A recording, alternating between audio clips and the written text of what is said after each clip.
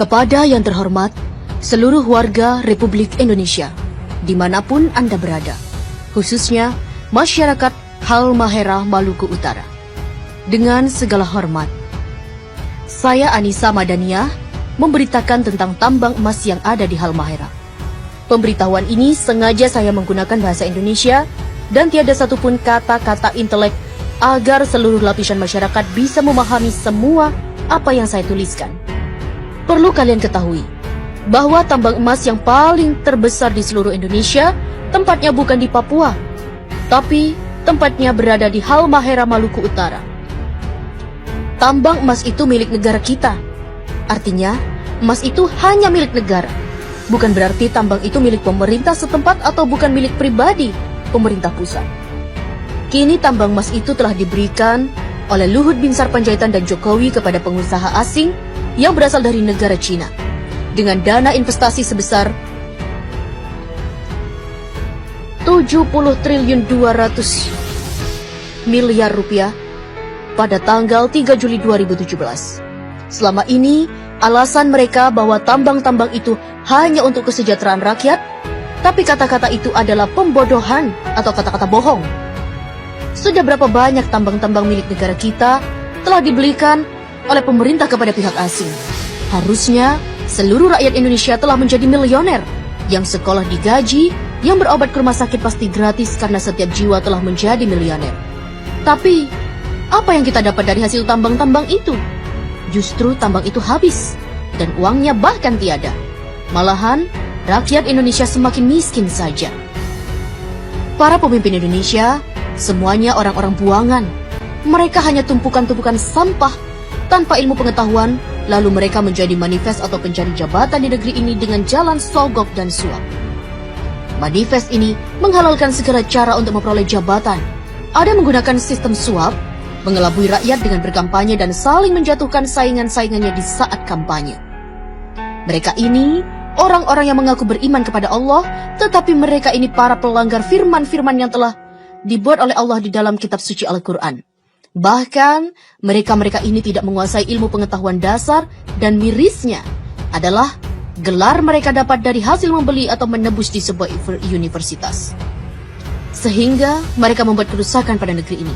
Bahkan, mereka pun sangat berani merusak bumi ini. Maluku Utara adalah provinsi yang paling terkaya di bumi pertiwi ini. Akan tetapi, warganya dimiskinkan secara sengaja.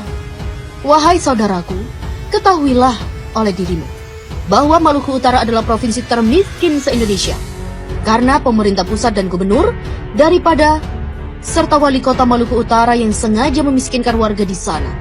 Karena Halmahera mengandung batu bara, nikel, tembaga, biji besi, gas, minyak, emas, dan lain-lain.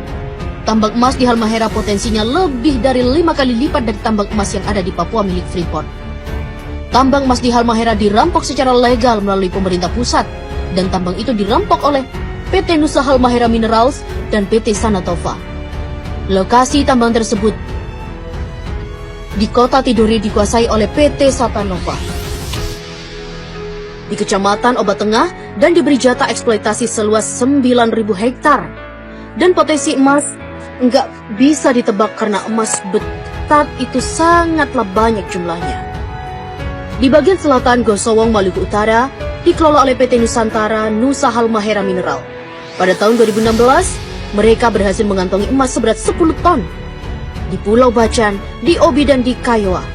Ketiga lokasi ini, pasca pelantikan Gubernur DKI dan pasca pelantikan Gubernur Maluku, akan diberikan secara lelang pada pengusaha yang bermodal sangat besar.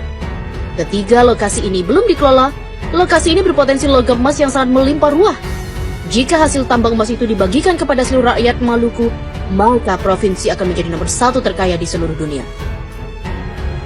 Tambang emas ini rencananya pasca pelantikan gubernur akan dilelang kepada pihak asing. Siapapun keluar sebagai lelang, maka dialah yang menjadi si penguasa tambang itu. Presiden, Wapres, Menteri, KPK, BIN, MPR, DPR, Gubernur hanya mampu menghabiskan seluruh tambang-tambang yang ada di seluruh wilayah NKRI. Entah itu tambang yang berada di laut maupun yang ada di daratan, semuanya diserahkan kepada negara luar. Sebab mereka tidak mampu mengelola, tidak mampu mensejahterakan rakyat, karena mereka bukanlah para pemimpin, tapi mereka hanya mampu mensejahterakan dirinya dan keluarga, partainya, dan pengusaha asing karena mereka adalah para pengkhianat negara dan mereka adalah perampok yang sesungguhnya.